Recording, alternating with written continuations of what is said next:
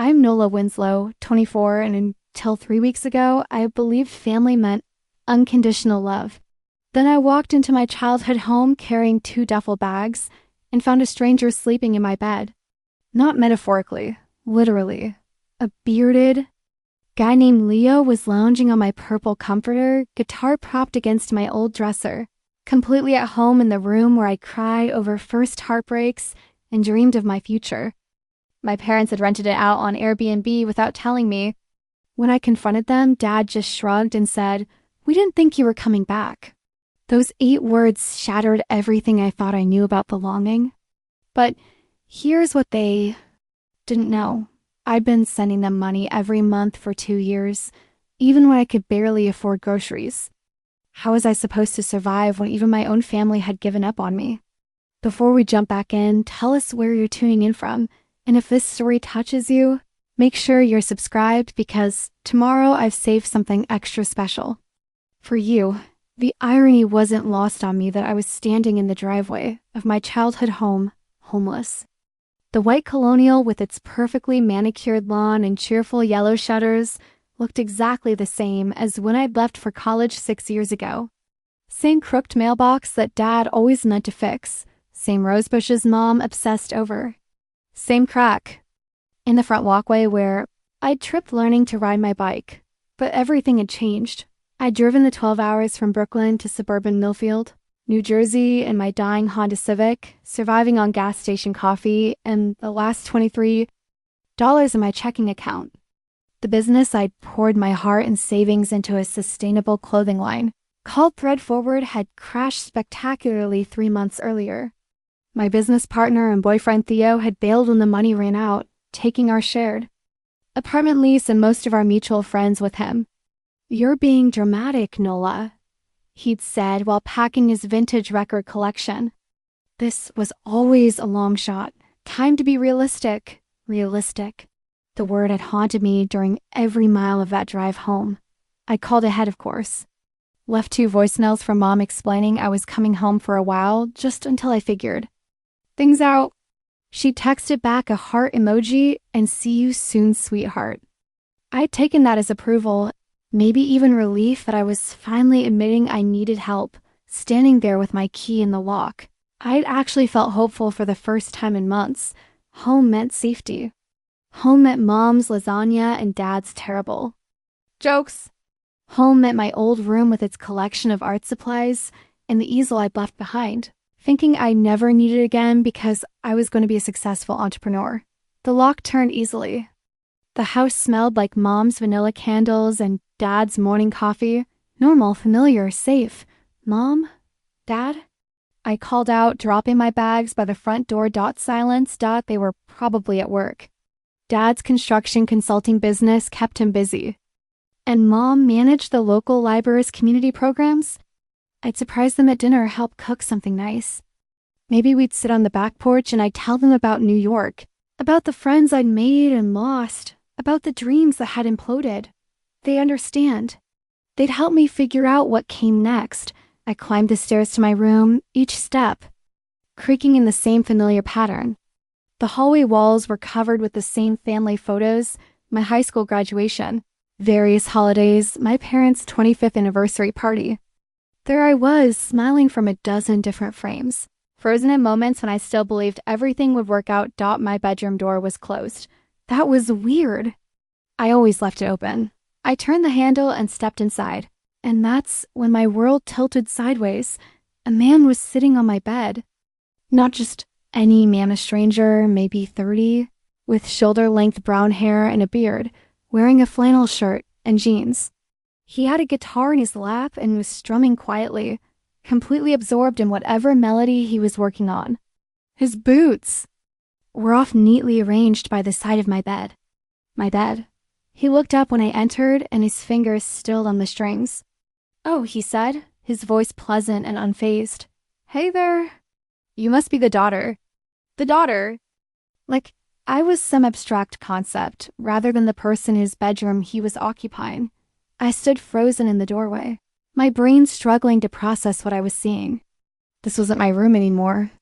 My furniture was gone, replaced with a sleek, White desk and chair set I'd never seen before.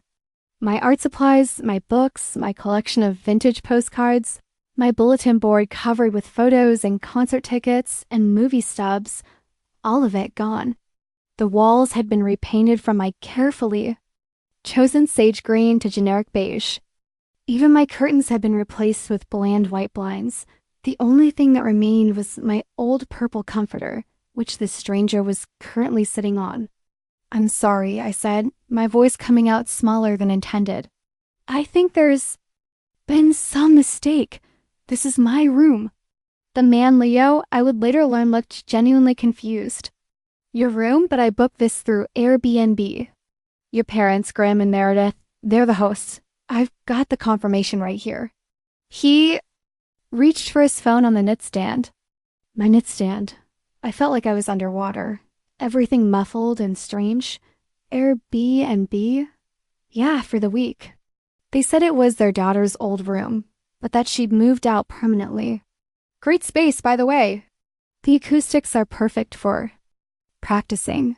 He gestured with his guitar. I'm a musician. Just passing through town for some gigs. My legs felt unsteady. I gripped the doorframe. They said I moved out permanently? Something in my voice must have alerted him that this wasn't a normal interaction, because his expression shifted from casual friendliness to concern. Are you okay? You look like you've seen a ghost. I laughed, but it came out sharp and bitter. Yeah, something like that. The sound of the front door opening downstairs saved me from having to explain further. Mom's voice drifted up. Graham, did you remember to tell the Airbnb guest about the shower pressure? Dad's reply was muffled, but I caught the words fine. And pays well. They were making money off my room. Off the space where I'd grown up, where I'd hidden diary entries under the mattress and practiced acceptance speeches for awards I'd never win. Where I called them crying when Theo left, where I'd spent hours on the phone with Mom planning my eventual return home. I need to go talk to my parents, I told Leo, backing out of the room. There's been a misunderstanding? He nodded, still looking concerned. Take your time. I'll just be here practicing. Maybe we can sort this out. I found them in the kitchen. Dad reading something on his tablet while Mom unpacked groceries. They looked up when I walked in, and for a split second, I saw a surprise flash across their faces, as if they'd genuinely forgotten I was coming. Nola, Mom rushed over to hug me, but something felt off about it, performative. What a surprise! When did you get in? About 10 minutes ago, I said, not returning the hug. There's a stranger in my bedroom. Dad didn't look up from his tablet. Leo, nice guy, musician, booked for the week. Dad, I waited until you met my eyes. There's a stranger in my bedroom, my childhood bedroom, that you rented out on Airbnb?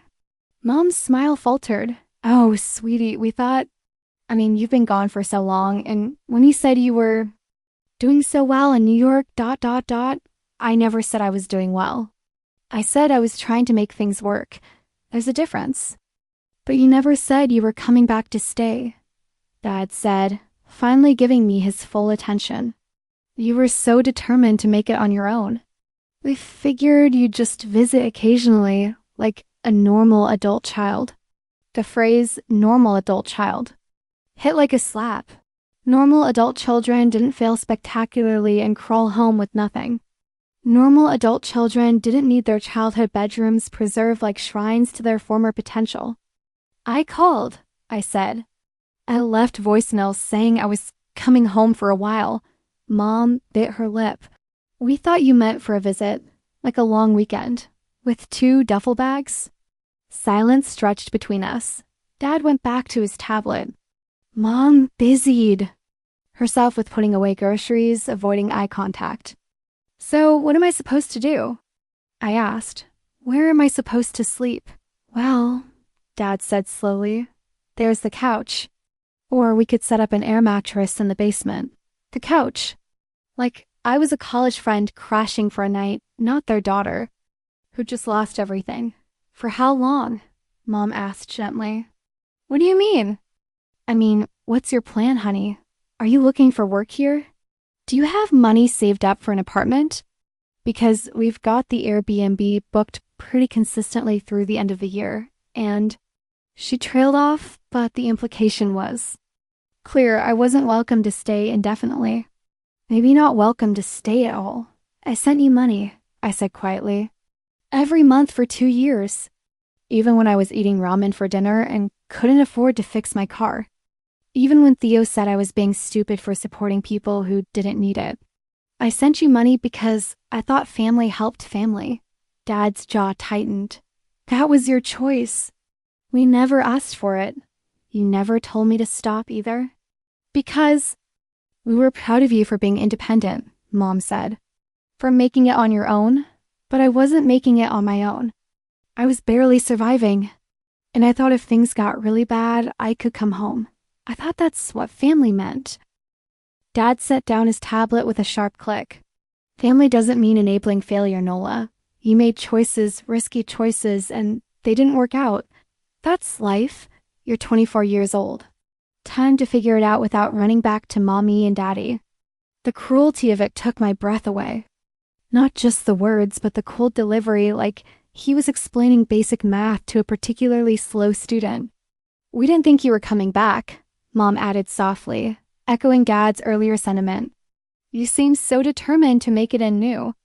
York, we thought you'd figured things out. I lost everything, I said. My business, my relationship, my apartment, my savings, everything.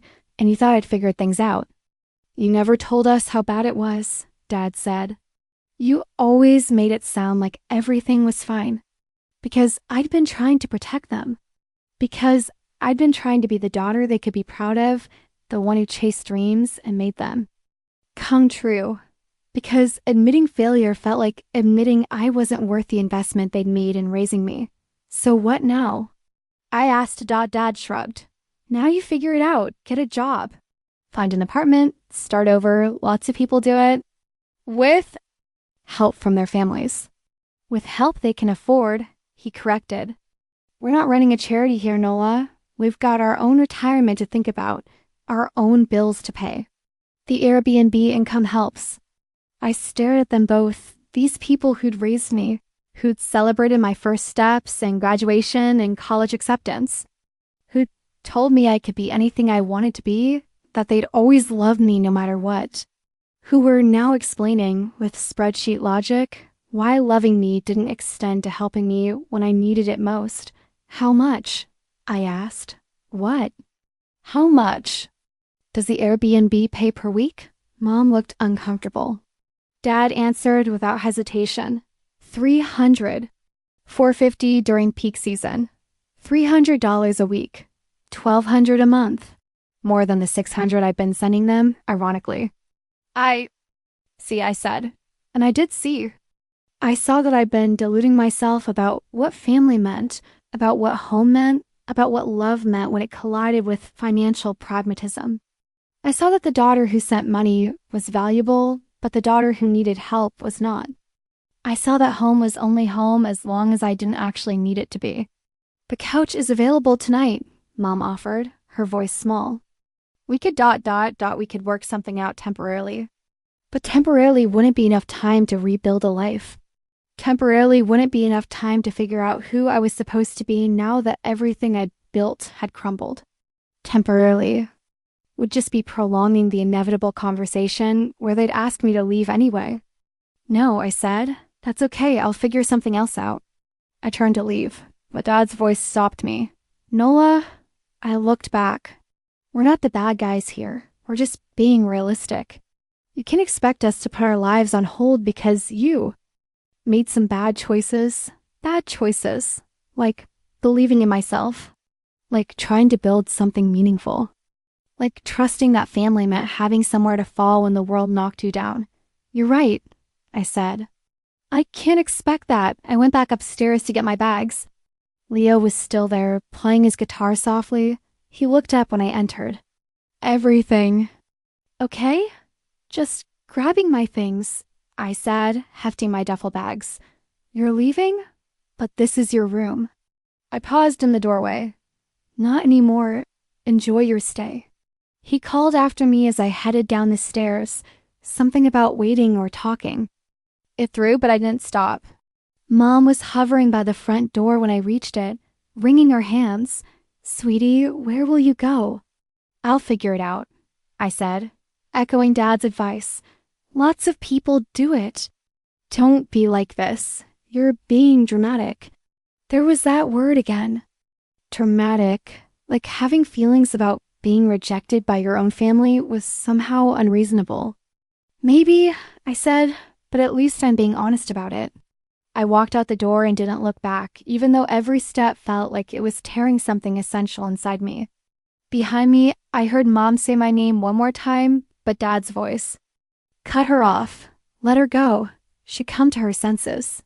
But standing there in the driveway with nowhere to go and $23 to my name, I realized that coming to my senses was exactly what I was doing.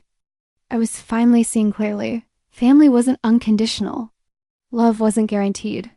Home wasn't a safety net, and if I was going to survive this, I'd have to learn to be enough for myself, because clearly I wasn't enough for anyone else. I sat in my car in my parents' driveway for 20 minutes, staring at the house where I'd grown up, waiting for one of them to come outside, to say they'd made a mistake, to invite me back in and figure out a real solution together. Nobody came. The evening air was cooling, and I could see lights flickering on in houses throughout the neighborhood.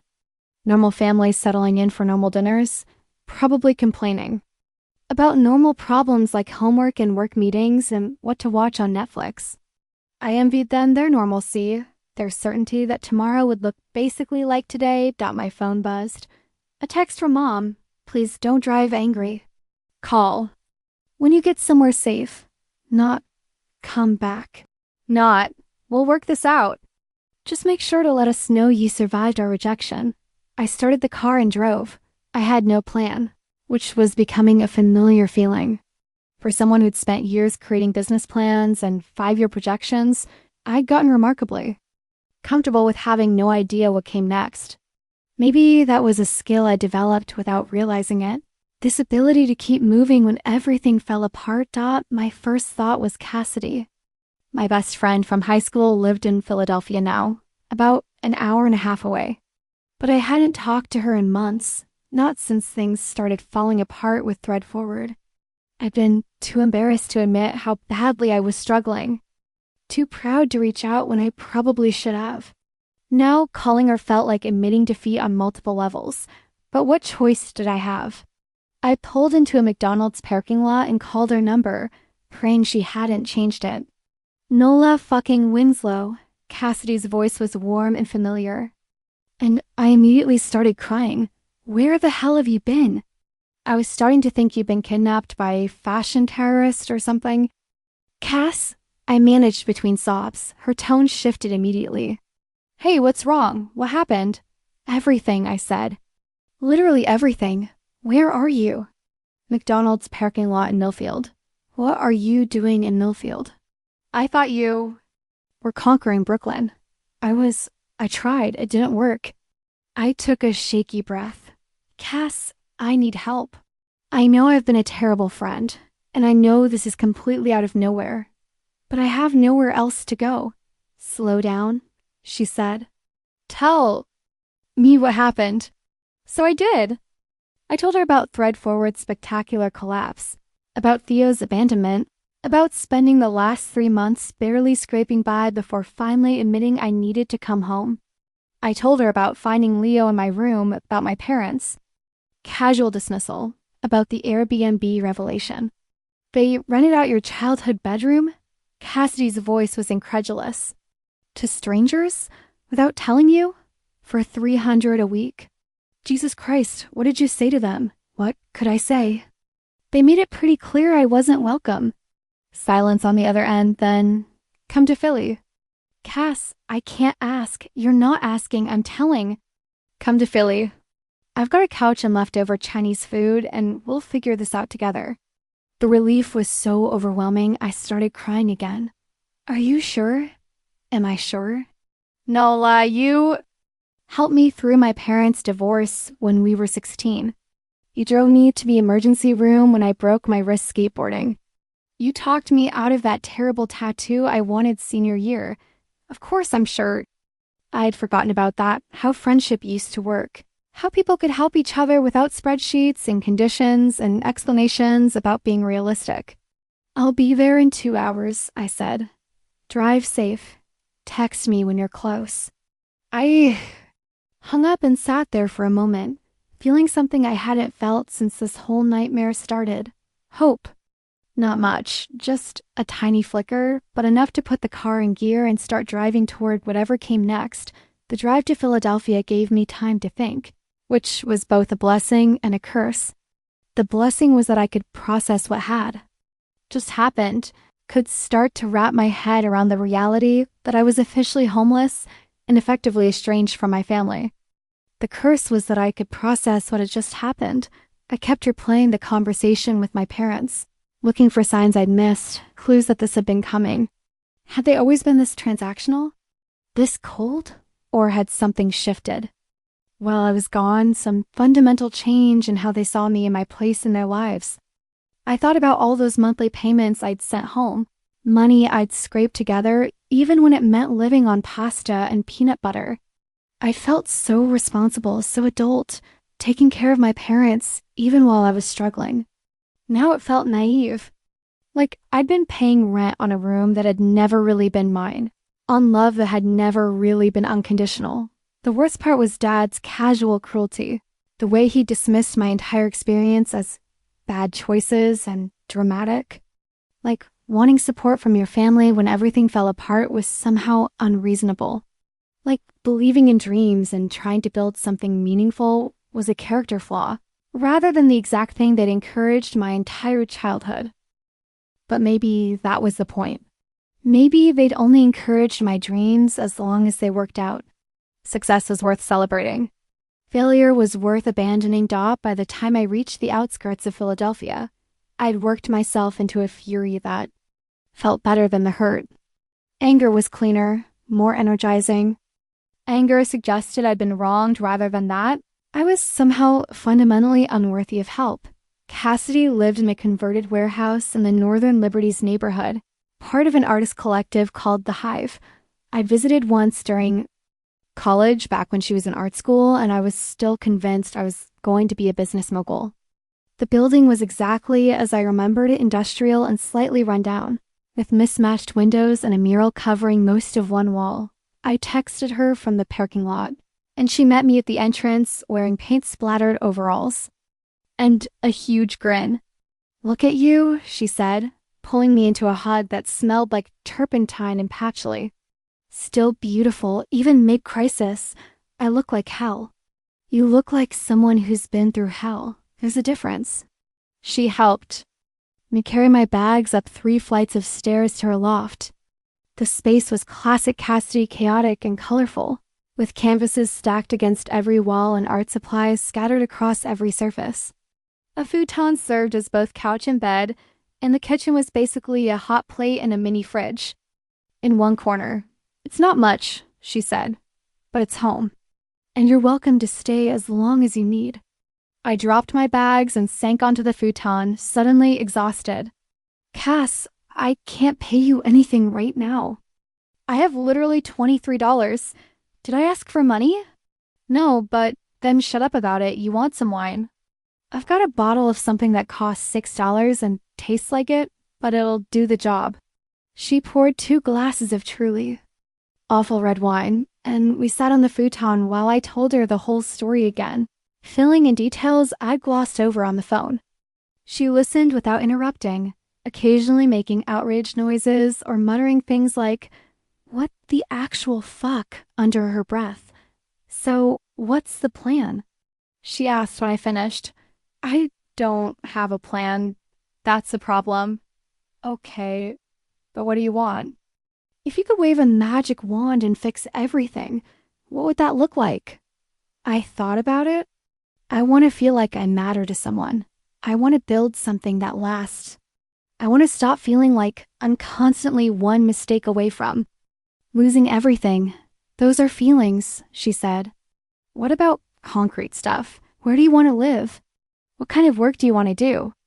Telling and preparing this story took us a lot of time, so if you are enjoying it, subscribe to our channel It means a lot to us.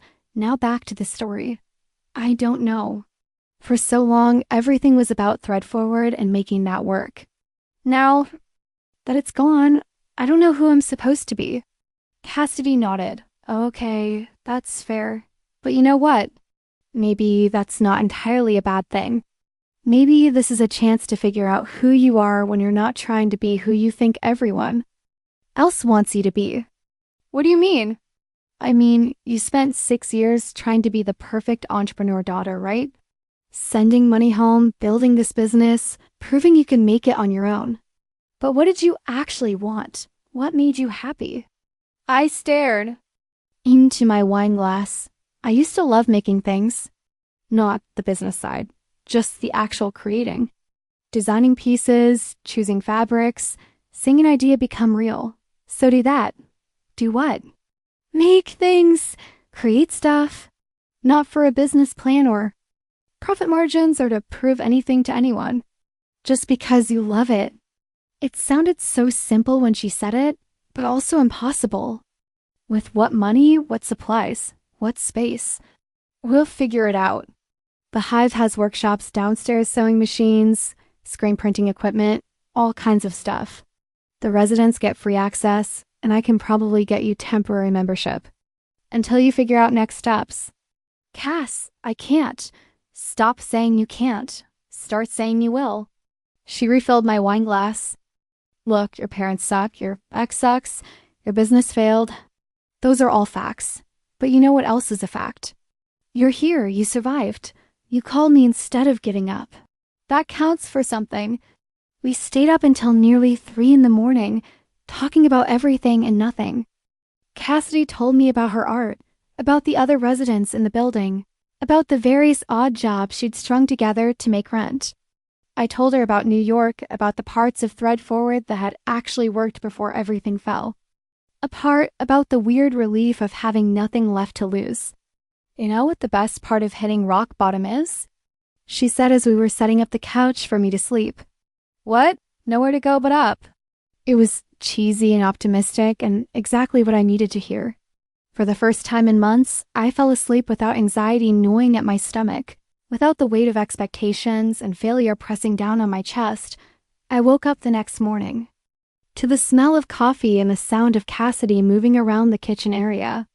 Sunlight was streaming through the tall windows, and I could hear music playing softly from somewhere else in the building. Morning sunshine, Cassidy said, handing me a mug of coffee. Sleep okay? Better than I have in weeks. I sat up and looked around the loft in daylight.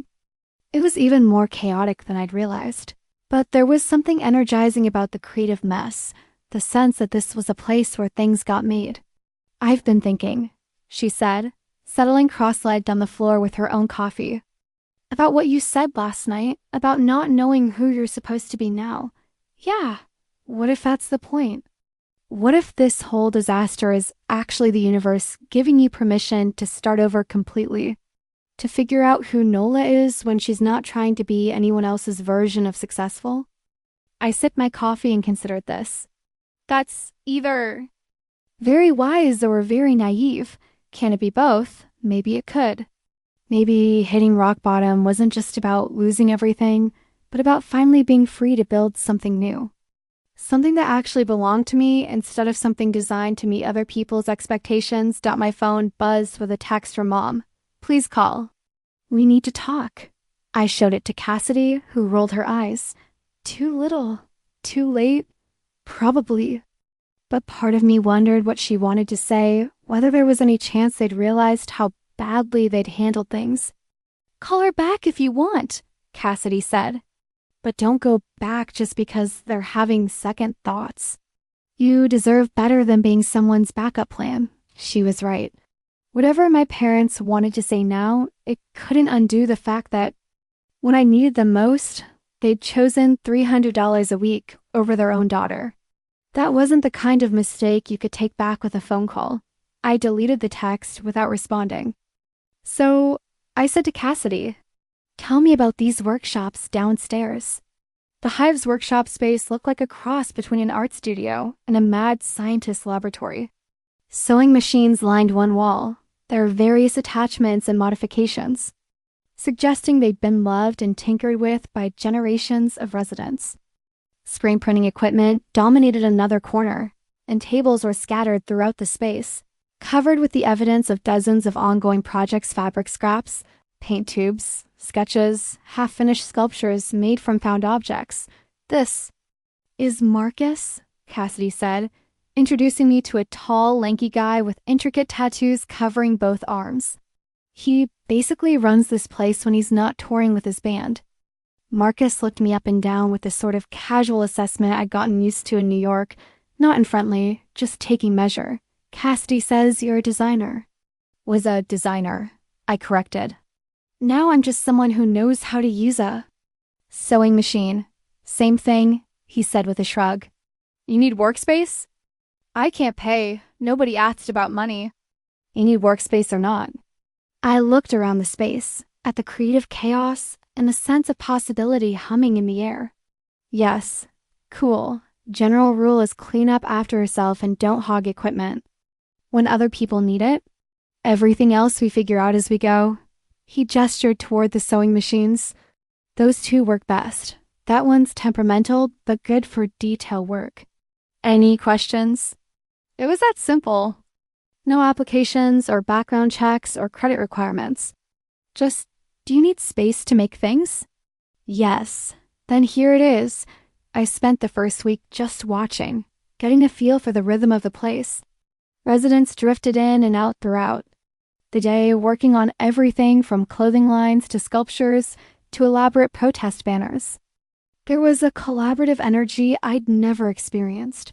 People sharing tools and techniques and honest feedback without the competitive edge that had dominated every creative space I'd known in New York. "It's different here," I told Cassidy one evening as we sat on the roof, watching the sunset paint the city skyline. "Less desperate somehow." "That's because most of us aren't trying to get rich," she said. "We're just trying to make cool stuff and pay rent. Lower stakes, better community." I'd started sketching again, just random ideas for pieces I might want to make someday when I had money for fabric. It felt good to draw without calculating profit margins or target demographics, to design things simply because they appealed to me. My parents called twice more that first week. I let both calls go to voicemail. The first message was from Mom. "Sweetie, please call me back. I know you're upset, and we need to talk about this like adults. Your father thinks..." Well, we both think there might have been some miscommunication. The second was from Dad, Nola. "You're being childish. Come home and we'll discuss this rationally. The Airbnb guest checked out, so your room is available until the next booking." Until the next booking. Not your room is available, but your room is available temporarily. Until we rent it out again. "They're testing you," Cassidy said when I played her the messages, "seeing if you'll come crawling back on their terms." Maybe I should call them. Why? Because they're my parents. So, that doesn't give them the right to treat you like shit and then expect you to be grateful for scraps. She was right, but it was complicated. These were the people who'd raised me, who'd celebrated my successes and comforted me through childhood disappointments. The disconnect between those memories and their recent behavior was disorienting. Like discovering a fundamental error in math you thought you understood by the second week. I was spending most of my days in the workshop, getting familiar with the equipment and starting to work on some small projects. Nothing ambitious, just repairing and altering pieces from my limited wardrobe, practicing techniques I hadn't used since college. "You're good at this," said Luna, a resident who specialized in upcycled fashion. She was watching me take in a jacket I'd bought years ago that had never quite fit right. "You've got steady hands." "Thanks. I'm out of practice, but it's coming back." "What kind of stuff did you make before?" I told her about Thread Forward, about the sustainable fashion angle and the small batch production model that had ultimately proved unsustainable itself. "Sounds like you were trying to save the world through clothes," she said. "Noble, but exhausting." Maybe. I thought if I could prove that ethical fashion could be profitable, other people would follow. Change the industry from the inside, and now? I considered this while I carefully pinned the jacket's side seams. Now, I think maybe I was trying to prove I was worthy of something. Success, approval, I don't know. Making the world better was secondary to making myself feel better. That's some heavy self-reflection for a Tuesday afternoon. Yeah, well, homelessness gives you a lot of time to think. Luna laughed. Homelessness? Long story. I've got time. So I told her, and she listened with the same non-judgmental attention. I'd gotten used to from the Hive residence. When I finished, she was quiet for a moment. You know what's fucked up? She said finally. Your parents probably think they taught you some kind of lesson about responsibility or self-reliance or whatever, but all they really taught you is that love is conditional. Maybe that's a lesson I needed to learn. Bullshit. That's a lesson that breaks people. Real love, the kind worth having, doesn't come with performance requirements. I thought about this while I finished altering the jacket. Real love without performance requirements. What would that even look like? I'd spent so long trying to earn approval through achievement that I'd forgotten there might be another way to exist in the world. The jacket fit perfectly when I tried it on, and Luna whistled appreciatively. See? You're good at fixing things. Just clothes. Maybe, but maybe other stuff too. That evening, I walked through the neighborhood around the Hive, getting familiar with the area. It was gentrifying rapidly expensive lofts rising next to corner stores that had been there for generations, artisanal coffee shops a few blocks from check cashing places. The contradictions reminded me of my own situation, caught between the life I tried to build and the reality I was actually living. I found myself in front of a small community center that advertised free meals and clothing donations. A sign by the door read, "Everyone welcome, no questions asked." I stood there for a long time, staring at that sign. No questions asked. When was the last time someone had offered me something without wanting to know if I deserved it? I didn't go when I wasn't ready for that yet, but I took a picture of the sign with my phone. Evidence that this kind of radical kindness existed, even if I couldn't accept it yet. Back at the Hive, I found Cassidy working on a large canvas, abstract shapes in blues and greens that somehow conveyed both chaos and peace. How was your walk? She asked without looking up from her painting. Educational. I settled onto a paint-splattered stool next to her easel. Cass, can I ask you something? Shoot. How do you do it? Live like this, I mean, with so much uncertainty. She paused, brushed halfway to the canvas. What do you mean? I mean, you don't know where next month's rent is coming from. You don't have a career plan or a retirement account or any of the things we were told we needed. Doesn't that terrify you? Sometimes, she said, returning to her painting. But you know what terrifies me more? Spending my whole life chasing security that might not even exist, and missing out on actually living well. I'm doing it. But what about the future? What about being responsible? I am being responsible. I'm taking responsibility for my own happiness, for making work that matters to me, for building relationships with people I actually like. That seems more responsible than grinding away at a job I hate just to afford stuff I don't need. I watched her work, the confident way she applied color to canvas, the sense that she was exactly where she belonged. When did you figure that out? I don't know if I've figured it out. I'm just living it and seeing what happens. She glanced at me. Why? You thinking about sticking around Philly? Maybe. I don't really have anywhere else to go. That's not the same as choosing to be here. She was right. Everything I'd done lately had been reactive, fleeing New York when Thread Forward collapsed, going home when I ran out of options, coming to Philadelphia when my parents rejected me. I was being acted upon rather than acting, responding to crises rather than making choices. What would choosing look like? I asked. I don't know. What do you want? The question that kept coming back. What did I want beyond just survival? Beyond just making it through each day? I want to make things again, I said slowly, but not for anyone else's idea of success. Just because I love making things. Okay, what else? I want to feel useful, like I'm contributing something meaningful. And I want to stop being afraid all the time. Afraid of failing, afraid of disappointing people, afraid of not being good enough. Cassidy nodded. Those all sound like choices you could make. How? Start with the first one. Make something. Today, right now. Not for a business plan or portfolio or to prove anything. Just make something because you want to. I looked around her loft at the creative chaos and the sense of possibility. With what materials? I've got fabric scraps in that box over there. Thread in the drawer, needles somewhere around here. She gestured vaguely. Make something small. Something just for you? So I did. I spent the next 2 hours hand sewing.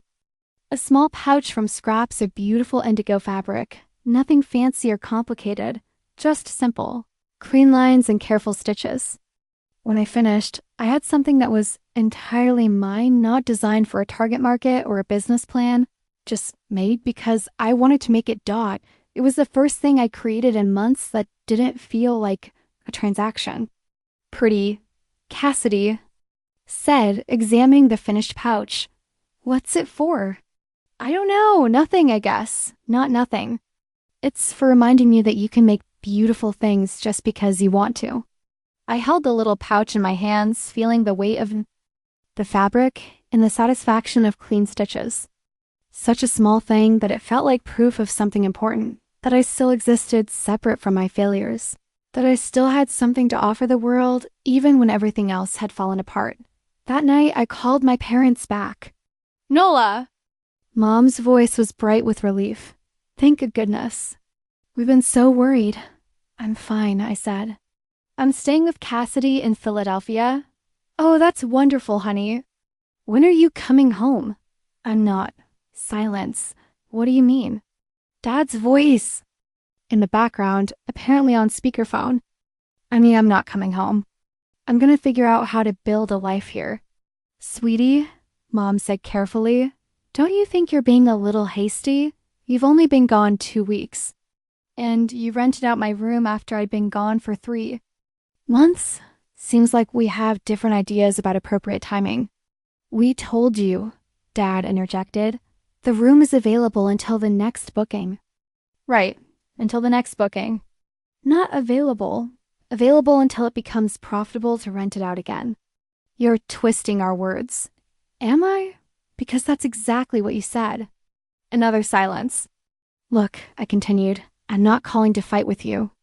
I'm calling to let you know I'm okay and to tell you that I won't be taking you up on your generous offer to sleep on my childhood bedroom floor until you find another paying customer.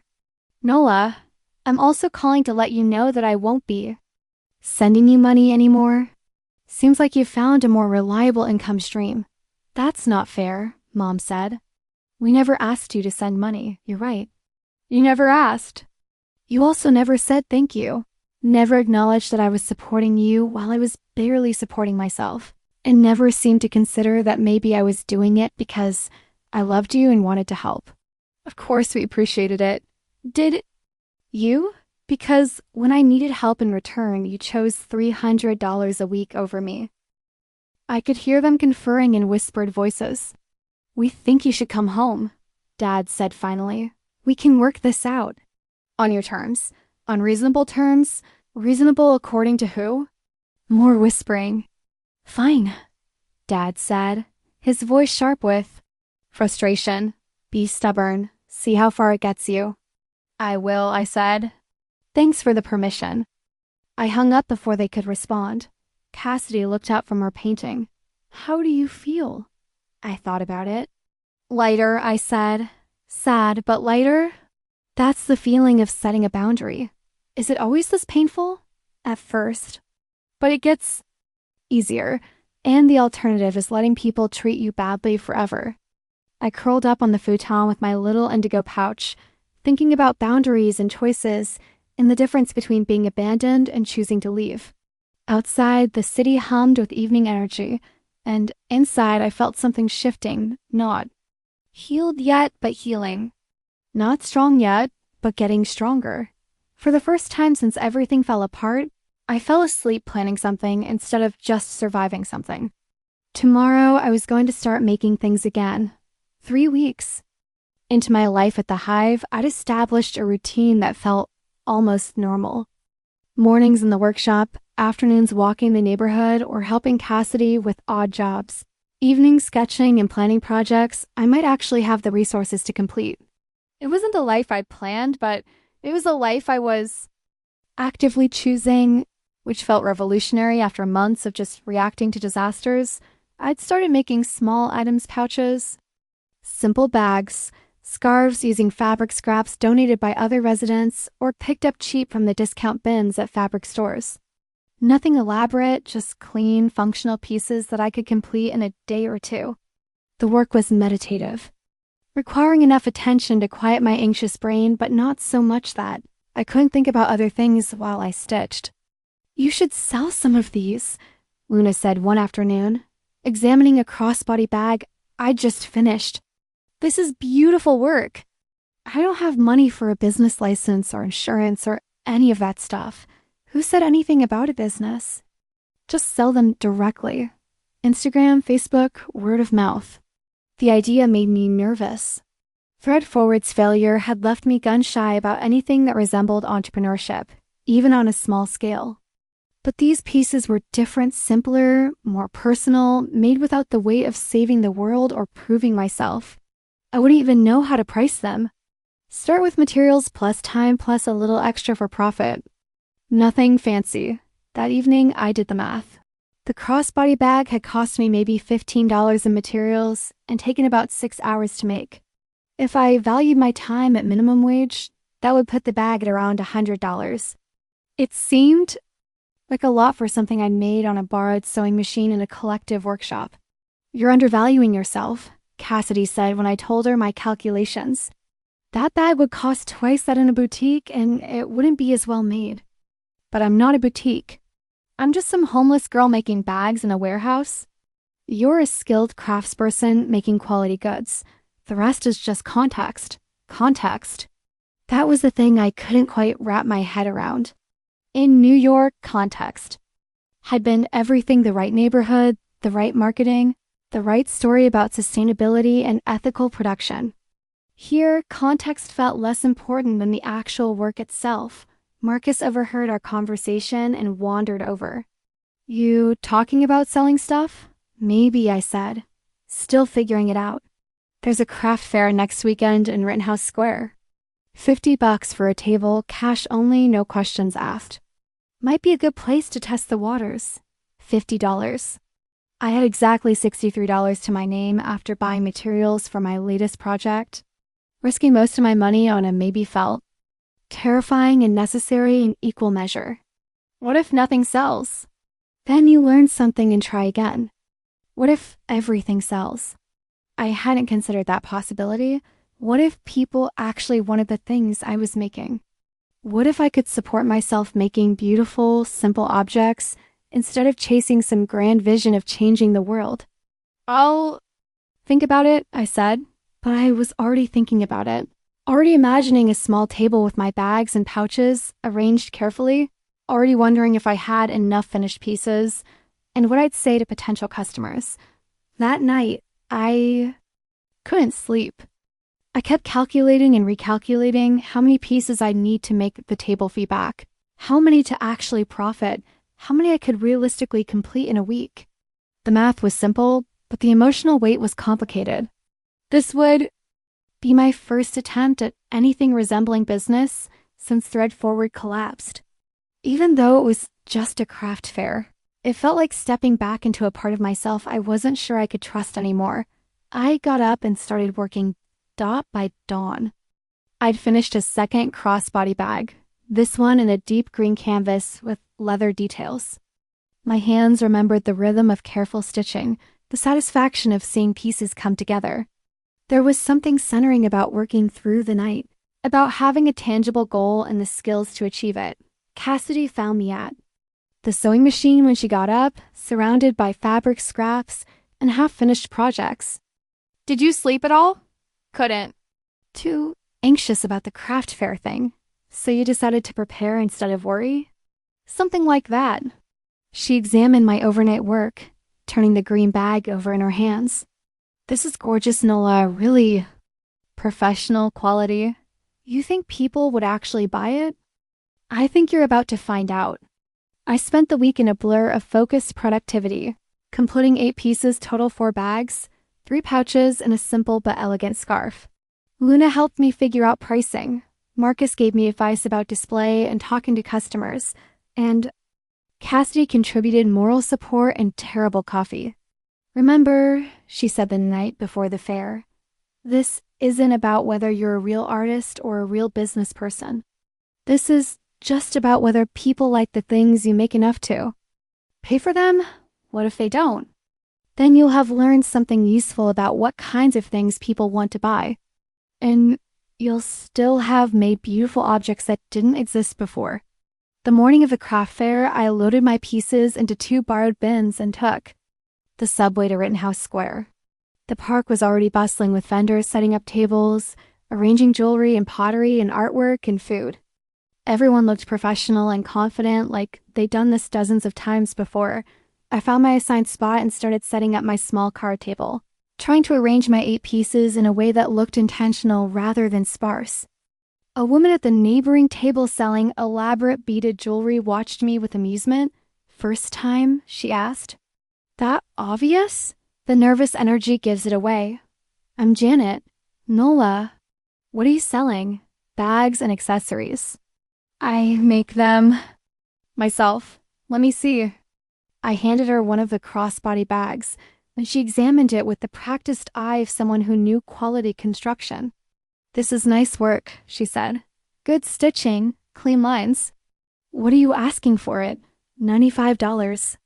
That's reasonable, maybe even low for this quality.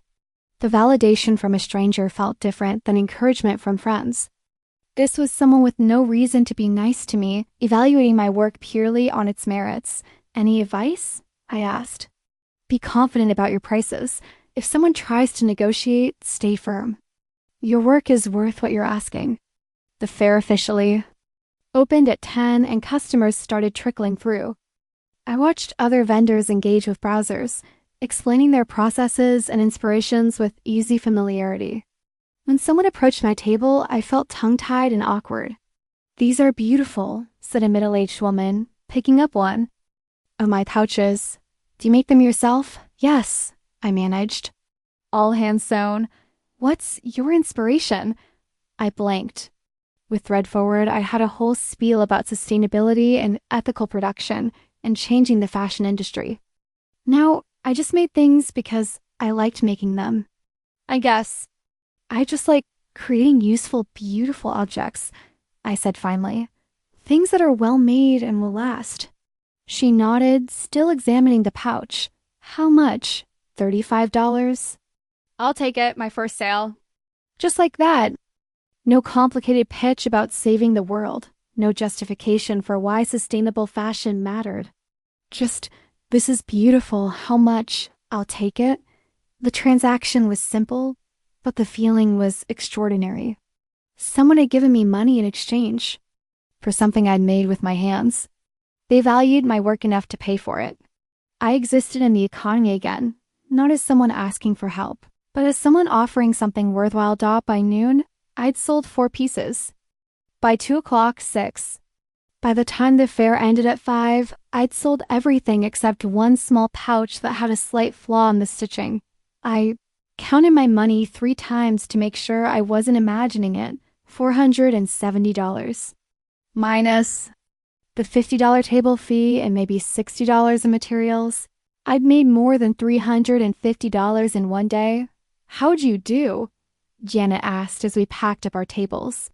Better than I expected, I said, trying not to grin too, obviously. Good. For you, you'll be back next month? Maybe. Definitely from the look on your face. She was right. The rush of people appreciating my work, of being able to support myself through making things, of proving that I could build something sustainable and valuable. It felt like coming back to life after months of barely surviving. On the subway ride back to the hive, I called Cassidy. So, she said, Did you conquer capitalism? I sold out. You sold out? As in, sold everything? Everything except one piece with a flaw. Holy shit, Nola. That's amazing. I know, I can't quite believe it. How do you feel? I thought about it as the train rattled through the city, like myself again. Not the person I was trying to be in New York and not the person my parents wanted me to be, just myself. That's the best possible outcome. Back at the Hive, I found Marcus and Luna in the workshop and told them about the day. They high-fived me and demanded to see the money, as if cash in hand was the only real proof that art could support a life. So, what's next? Luna asked. I don't know. Make more things, I guess. Try another craft fair.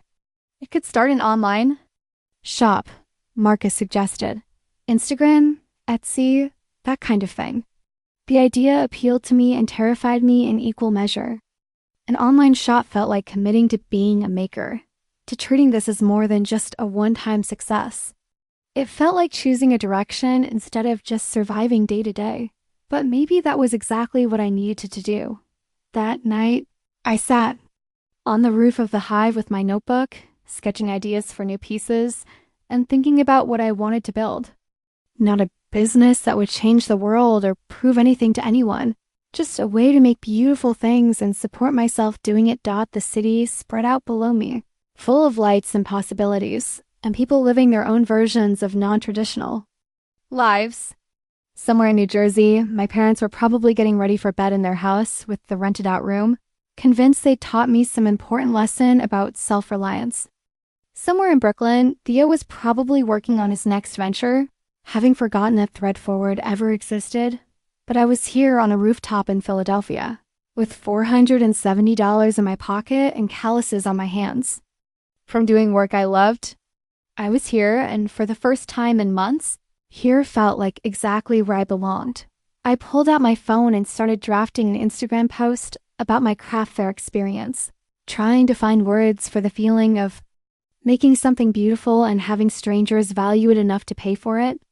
It was harder to articulate than I'd expected, the simple joy of useful work, the satisfaction of solving problems with your hands, the quiet revolution of creating a life that fit your actual values instead of someone else's definition of success.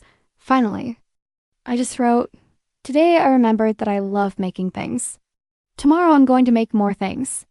Sometimes the simplest truth is the most revolutionary one. I posted it with a photo of my empty table at the end of the day, and within minutes, people were liking and commenting. Friends from college, other residents from the Hive, even a few strangers who discovered me somehow. This is so inspiring. Your work is beautiful. Do you have an online shop? That last comment appeared 3 times from different people. Do you have an online shop? Not do you plan to start one, but do you already have one? As if it was obvious that someone making work, this beautiful, would already be selling it online. Maybe it was obvious. Maybe I'd been overthinking the complexity of turning a craft into a livelihood. Maybe it really could be as simple as make good things, show them to people, sell them to people who want them. I fell asleep that night planning my next batch of pieces, thinking about colors and textures and the specific way that careful stitching could transform ordinary materials into something extraordinary. For the first time since Thread Forward collapsed, I fell asleep excited about work instead of anxious about survival. The next morning, I started making more things. 2 months after the craft fair, I had what could generously be called a small business. I'd sold pieces at 3 more fairs, opened an Etsy shop that was getting steady orders, and even had a few local boutiques interested in carrying my work. It wasn't going to make me rich, but it was covering my basic expenses and letting me contribute to the Hive's communal fund for supplies and utilities. More importantly, it felt sustainable in a way that Thread Forward never had. Instead of trying to scale rapidly and change the entire fashion industry, I was just making beautiful things one at a time and selling them to people who appreciated handmade quality. The pace was manageable, the overhead was minimal, and the satisfaction was immediate. You seem different, Cassidy observed one evening as we shared takeout on the roof. Calmer. I feel different. Like, I'm not constantly waiting for the other shoe to drop. Maybe because you're building something that actually fits your life instead of trying to fit your life around something unsustainable. She was right. Thread. Forward had demanded everything, my time, my money, my identity, my relationship. This new version of making and selling felt integrated with the rest of my life, instead of consuming it entirely. That's when my phone rang with a number I didn't recognize but somehow dreaded anyway. Nola? The voice was achingly familiar. It's Theo. My stomach dropped. I hadn't heard from my ex-boyfriend and former business partner since he packed his records and left our shared apartment 4 months ago. In the immediate aftermath, I fantasized about what I'd say if he called, how I'd tell him exactly what his abandonment had cost me, how I'd make him understand the devastation he'd left behind. Now, hearing his voice, I mostly felt tired. How did you get this number, your friend Cassidy? I called your parents first, but they said you weren't speaking to them. Of course you'd call my parents. Of course they'd somehow made this about their own grievances. What do you want, Theo? I want to talk. Can we meet somewhere? And in Philadelphia for a few days? Why? Because I miss you. Because I fucked up. Because I have an idea that I think you'll be interested in. The last part made me wary. Theo's ideas had a way of sounding brilliant and turning out to be disasters. I'm not interested in getting back together, I said. I'm not calling about that. Well, not only about that. This is business. I'm not interested in business either. Just hear me out. One coffee. If you hate what I have to say, you never have to see me again. Part of me wanted to hang up immediately. The part that remembered how persuasive he could be, how easily he could make me doubt my own judgment and commit to plans that served his interests more than mine. But another part was curious. What could he possibly want? What idea could be worth tracking me down after months of silence? One coffee, I said. Public place. And if you're planning to pitch me on some new version of Thread Forward, you can forget it. It's not Thread Forward. It's completely different. We arranged to meet the next afternoon at a coffee shop in Center City. I spent the intervening time oscillating between dread and anticipation, wondering what Theo could possibly want and whether I was making a mistake by agreeing to see him. You don't owe him anything, Cassidy reminded me as I got ready to leave. Whatever he's selling, you can say no. I know. Do you? Because you have a history of getting swept up in his enthusiasm. She was right. Theo had a gift for making his ideas sound inevitable, like joining him was the only logical choice and refusing meant missing out on something extraordinary. It's how Thread Forward had started with his conviction that we could revolutionize sustainable fashion and my inability to resist his vision. I found him waiting at a corner table, looking exactly like himself, artfully disheveled hair, expensive vintage t-shirt, laptop open and fingers flying across the keyboard as if he was always in the middle of something important. He looked up when I approached, and his face lit up with the smile that had once made me feel like the center of the universe. Nola, you look amazing. I didn't. I was wearing jeans and a simple sweater I'd thrifted, my hair pulled back in a practical ponytail. But I'd learned to be wary of Theo's compliments, which usually preceded requests for favors. What do you want? I asked, sitting across from him. Straight to business. I like it. He closed his laptop and leaned forward. I've been following your Instagram. The bags, the craft fairs, the Etsy shop, it's impressive. How is that any of your business? It's not, but it's smart. You're building something sustainable instead of trying to scale too fast. I should have listened when you suggested that for Thread Forward. The apology felt both sincere and strategic, like he practiced it. Thread Forward failed because you bailed when things got difficult, I said, not because of scaling issues. You're right. I fucked up. I got scared and I ran and I left you to deal with the fallout alone. That was cowardly and unfair. Again, the words felt rehearsed, but they were also true. I'd waited months to hear him acknowledge what his departure had cost me. Okay, I said. So why are you here? I want to make it up to you. I have a proposition. I'm not interested in, just listen, please. Against my better judgment, I nodded. I've been working with a startup incubator in Brooklyn. They're specifically focused on sustainable businesses, and they're looking for companies to invest in. Real money, not just loans or crowdfunding. Equity investment. Good for them. The thing is, they're especially interested in businesses with proven track records. Companies that have demonstrated demand for their products and sustainable growth models. I could see where this was going. And you think my little craft business qualifies? I think your craft business is exactly what they're looking for. You've proven market demand, you've got a sustainable production model, and your growth has been organic and manageable. Plus, the handmade angle is huge right now. So pitch them yourself. You don't need me. But I do need you. They want to meet the maker, see the workshop, understand the process, and honestly, your story is compelling. Young entrepreneur bounces back from failure, builds something beautiful and sustainable from scratch. The way he described it made my skin crawl. My life reduced to a marketable narrative. My pain transformed into a compelling backstory for investors. What exactly are you proposing? Partnership. We present your business to the incubator together. If they invest, we use the money to scale hire assistants, expand the product line, maybe open a small retail space. We split everything 50-50. 50-50? For a business I built myself while you were doing what, exactly? I bring the connections, the business development expertise, the growth strategy. You bring the creative vision and the proven concept. I stared at him across the table, this person who had once been the center of my world and who is now proposing to insert himself into the new life I'd built without him. Why would I want to scale? I asked. I like the size my business is now. I can handle all the orders myself. I know every customer. I have complete creative control. Why would I want to change that? Because you could be making 10 times as much money. Because you could reach 10 times as many customers.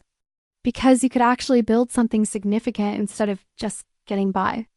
There it was, implicit criticism that my current life wasn't enough, wasn't ambitious enough, wasn't significant enough. The suggestion that contentment was somehow a failure of imagination.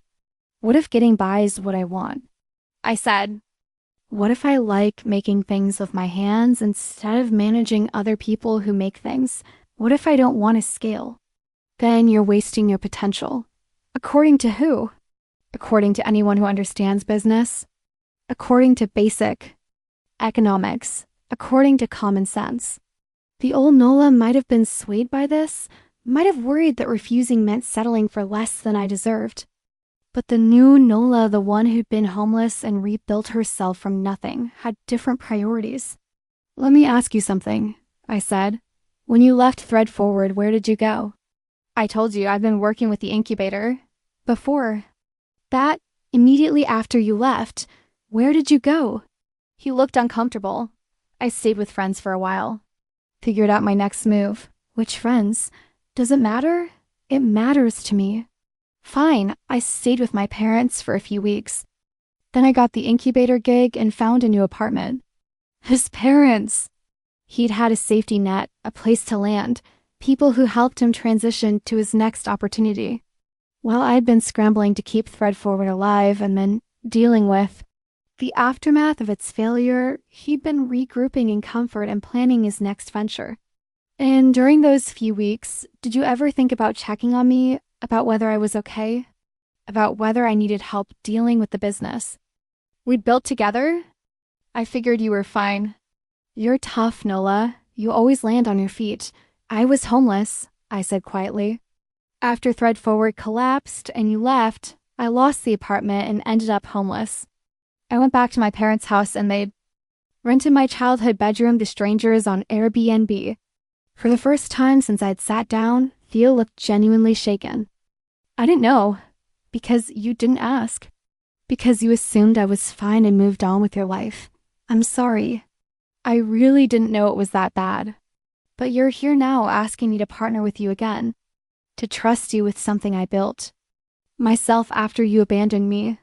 This is different. This is a real opportunity. For you. This is a real opportunity for you to get back into a business you think has potential, using work I did while you were living with your parents and networking. With incubators. That's not fair, isn't it? You left when things got hard. I stayed and dealt with the consequences. I lost everything and rebuilt from nothing. And now that I've proven the concept works, you want back in. Theo was quiet for a long moment, studying his hands. You're right, he said finally. I left when I should have stayed. I was a coward. But that doesn't mean this isn't a good opportunity.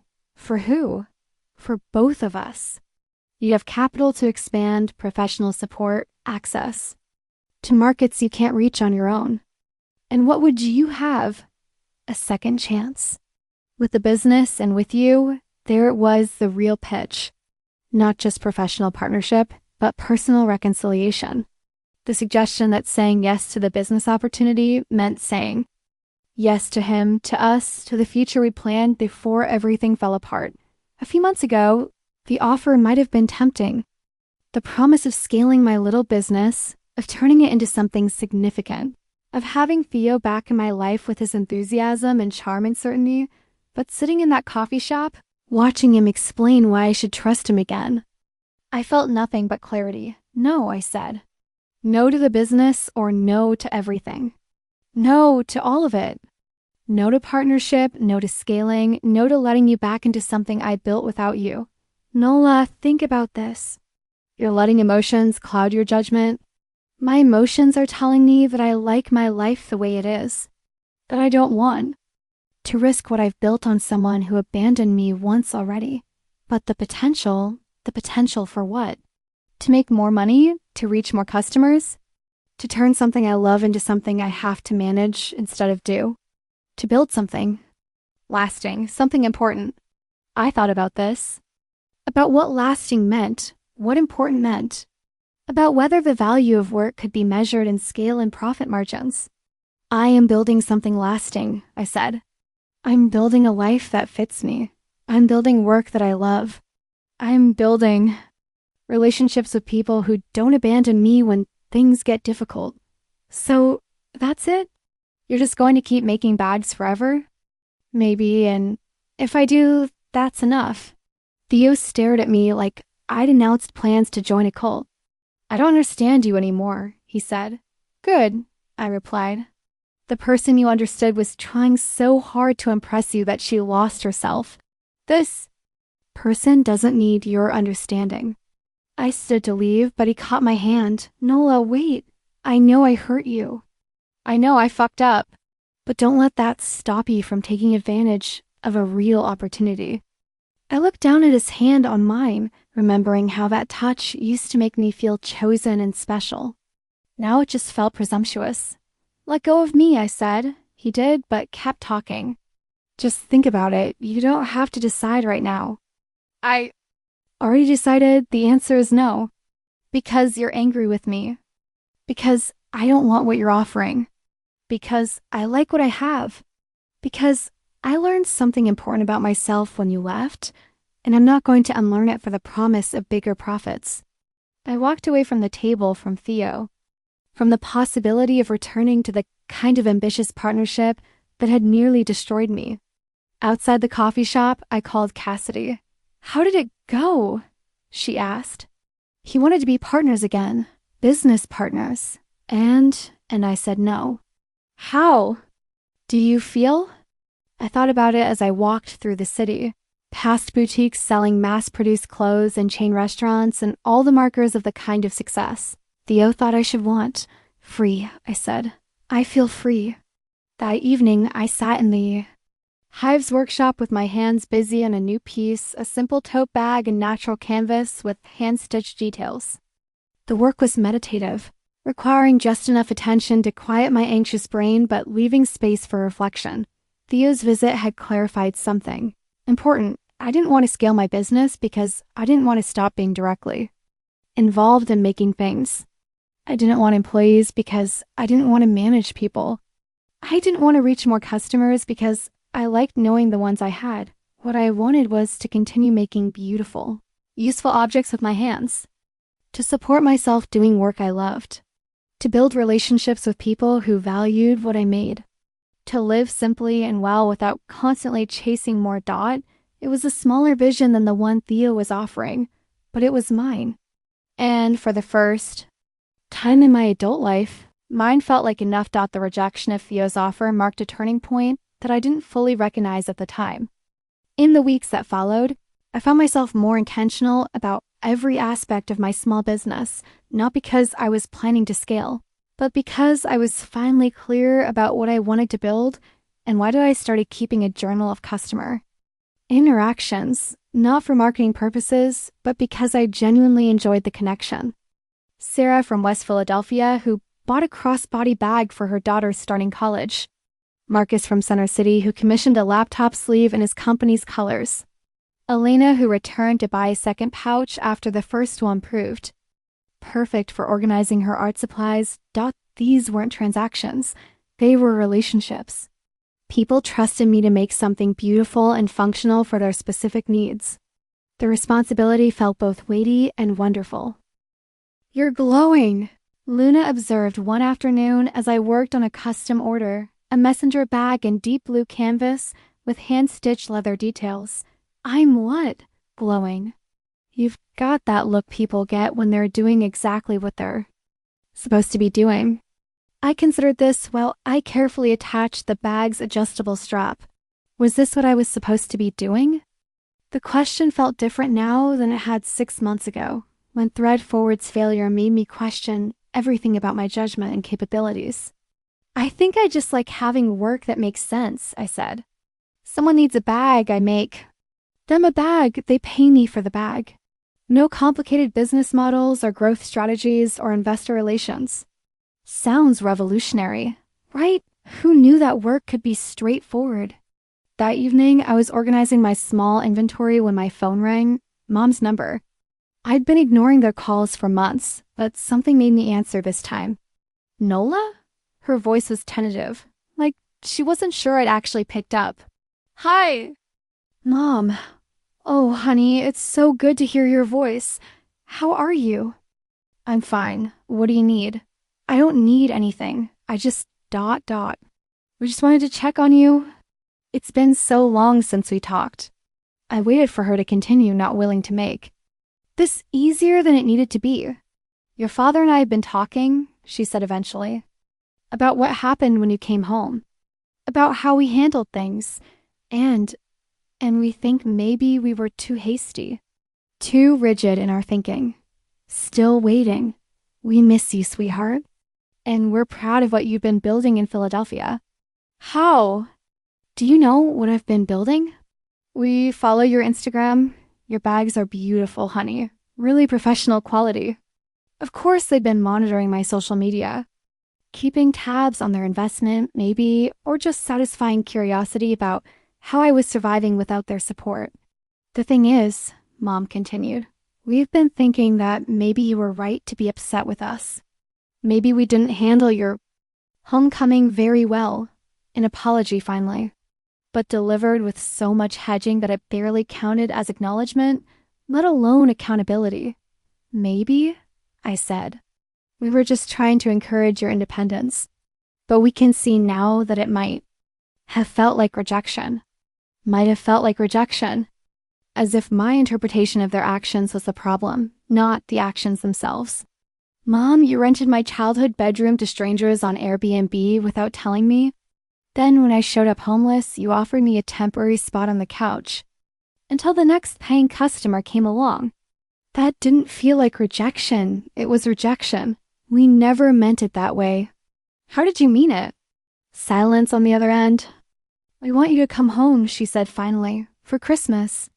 We could all be together as a family. What about the Airbnb bookings? We ... We haven't been booking the room lately. It's been sitting empty." "Interesting. Why not?" It just felt wrong somehow, after everything that happened. So guilt had finally outweighed profit margins. That was something, I supposed. "I don't think that's a good idea," I said. "Please, honey, we could start over, put all this behind us." Put it behind us, as if months of homelessness and rebuilding were just an unfortunate misunderstanding that we could all agree to forget. I have a life here now, Mom. Friends, work, community. I can't just put that behind me. But it's Christmas. Family should be together at Christmas. The emotional manipulation was subtle but familiar. The suggestion that refusing meant I didn't value family, didn't understand what the holidays were supposed to mean. What kind of family are we? I asked. Really? Because families help each other when things get hard. Families don't rent out their children's bedrooms for profit while those children are struggling to survive. We've apologized for that. Have you? When? I heard maybe we were too hasty and it might have felt like rejection. That's not an apology, that's minimizing. Another silence. What would you need to hear? She asked Dot the question surprised me. Not because she asked it, but because I realized I had an answer. I need to hear that you understand what you did to me. That you chose money over your daughter when I needed help. That your conditions for love success, independence, financial productivity are fucked up and harmful. I need to hear that you're proud of who I am now, not just what I'm producing. Of course we're proud of you. Are you? Or are you proud that I figured out how to make money again? That's not fair, isn't it? You started paying attention to my life again right around the time my Instagram started showing business success. Coincidence? You always cared about your life. You cared about your version of my life. The version where I was successfully independent and didn't need anything from you. When that fell apart, you couldn't get rid of me fast enough. I could hear her crying softly on the other end of the line. I'm sorry, she said. I'm sorry we hurt you. I'm sorry we made you feel like our love was conditional. Better, not perfect, but better. Thank you, I said. That means something. So you'll come home for Christmas? Mom, an apology doesn't erase what happened. It doesn't mean everything goes back to the way it was. But we're family, are we? Because I've learned a lot about chosen family in the past few months. About people who show up when things get hard instead of disappearing. About love that doesn't require performance. We do love you, honey, unconditionally. Maybe you think you do, but when your conditions were tested, you failed the test. I heard Dad's voice in the background, asking what I was saying. I have to go, I said. Nola, wait. I'm glad you called. Mom, I'm glad you apologized. But I'm not ready to pretend everything is fine between us. When will you be ready? I don't know. Maybe never. Maybe we need to figure out a different kind of relationship. What does that mean? It means I'm not your little girl anymore. I'm an adult who survived being rejected by her own parents and built a life anyway. If you want a relationship with that person, it's going to look different than the old relationship. I hung up before she could respond. Cassidy found me on the roof an hour later, staring out at the city lights and trying to process the conversation. How do you feel? She asked, settling beside me. Confused. Angry. Sad. Relieved. That's a lot of feelings. Yeah, but also ... clear, like I finally said things I needed to say. Think you'll go home for Christmas? No, this is home now. As I said it, I realized it was true. Not just that Philadelphia was where I lived, but that the Hive was where I belonged. That the community of artists and makers and people building unconventional lives was my family now. Good, Cassidy said. Because I was planning to ask if you wanted to help organize a Christmas dinner here. Potluck style for anyone who doesn't have somewhere else to go. For the strays and outcasts. For the people who found their real family. I thought about all the residents I'd gotten to know over the past few months. Marcus with his touring schedule that kept him away from his biological family. Luna, whose parents had never accepted her lifestyle choices. Janet from the craft fair, who'd become a regular visitor, drawn by the sense of creative community. We were all people who'd ended up somewhere different than we'd planned, building lives that didn't match conventional expectations. We were chosen family bonded not by blood or obligation, but by shared values and mutual support. I'd love to help, I said. Great. I was thinking we could make it a maker's market too. Give people a chance to show off their work, maybe sell. Some pieces to fund the dinner. A Christmas craft fair. Exactly. Low-key, just for friends and neighbors. What do you think? I thought about the pieces I've been working on lately, winter scarves and small gift items that would be perfect for a holiday market. I thought about the satisfaction of sharing my work with this community that had supported me through rebuilding my life. I think it sounds perfect, I said. Over the next few weeks, we threw ourselves into planning the Christmas dinner and makers market. It became a collaborative effort involving most of the Hive's residents, each contributing their particular skills and enthusiasms. Marcus designed and printed flyers. Luna organized the food planning. I coordinated the craft vendors, reaching out to maker friends throughout the city. The event grew organically from a small dinner party to a proper community celebration. Working on the event reminded me why I'd loved the collaborative aspects of business before everything got complicated by growth pressures and investor expectations. This was creation without capitalism's demands, making something beautiful and meaningful simply because we wanted it to exist. The week before the event, I had more custom orders than I could easily complete. Word had spread through social media and local networks about my work, and people were specifically seeking out handmade gifts for the holidays. Instead of stressing about meeting demand, I made a decision that would have seemed impossible during my thread-forward days. I closed my order books for December. You're turning away business, Luna observed as I updated my social media with an announcement about my holiday schedule. I'm preserving my sanity, I corrected. I'd rather make fewer pieces that I love than burn myself out trying to meet unrealistic demand. That's very mature of you. That's very learned from experience of me. The night before our Christmas event, I sat in the workshop putting finishing touches on a collection of small gift items, coin purses, key fobs, bookmarks with hand-stitched details. Simple objects, but made with care and attention to quality. Ready for tomorrow? Cassidy asked, finding me there around midnight. I think so. You? Definitely. This feels like something we should do every year. A tradition. A chosen family tradition.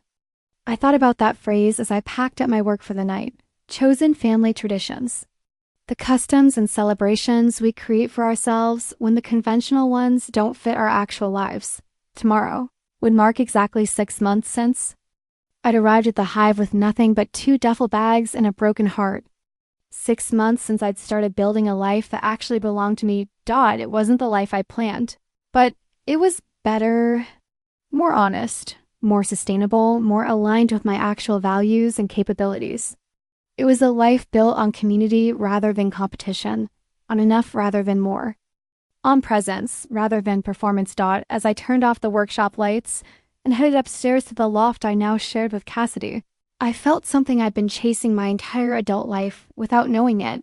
Contentment. Not happiness, exactly though. That came and went, not success in any conventional sense. Just the deep satisfaction of doing work I loved, with people I cared about, in a place that felt like home. Tomorrow we'd celebrate that. And maybe, if I was lucky, there would be many more tomorrows like it. The Christmas Makers Market exceeded all our expectations.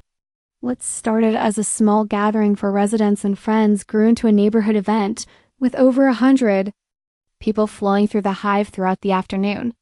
The main floor was transformed into a marketplace, with tables displaying everything from hand-thrown pottery to screen-printed textiles to my own collection of bags and accessories. But the real magic was in the atmosphere. Unlike commercial craft fairs with their competitive edge and sales pressure, this felt like a celebration of making things. People lingered over tables not just to buy, but to learn about processes and materials, to connect with the artists behind the work.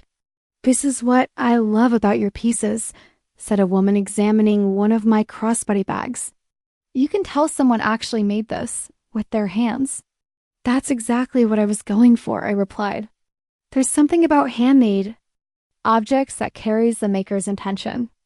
In a world of mass production, that feels radical. She bought the bag, but the conversation mattered more than the sale. This is why I've fallen in love with making things, again, not just the craft itself, but the human connection that came. With creating something meaningful for someone else by evening, when we transitioned from market to dinner, I'd sold enough pieces to cover my portion of the food cost and have a little left over. More importantly, I connected with potential customers who understood what I was trying to do, who valued handmade quality over mass-produced convenience. The dinner was potluck style, with residents and visitors contributing dishes that reflected the community's diversity. Marcus made his grandmother's Puerto Rican rice and beans. Luna contributed a massive salad with vegetables from her rooftop garden.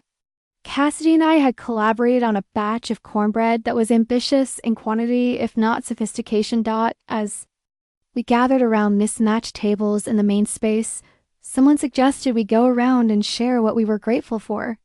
It was cheesy in the best possible way, the kind of earnest sentiment that would have made me cringe a year ago, but now felt exactly right. "I'm grateful for finding my tribe," said Marcus. "For a place where being an artist doesn't feel like an apology. I'm grateful for getting to work with my hands," added Luna, "for remembering that making things is a form of prayer." When it came to my turn, I looked around the room at faces that had become familiar and dear over the past months.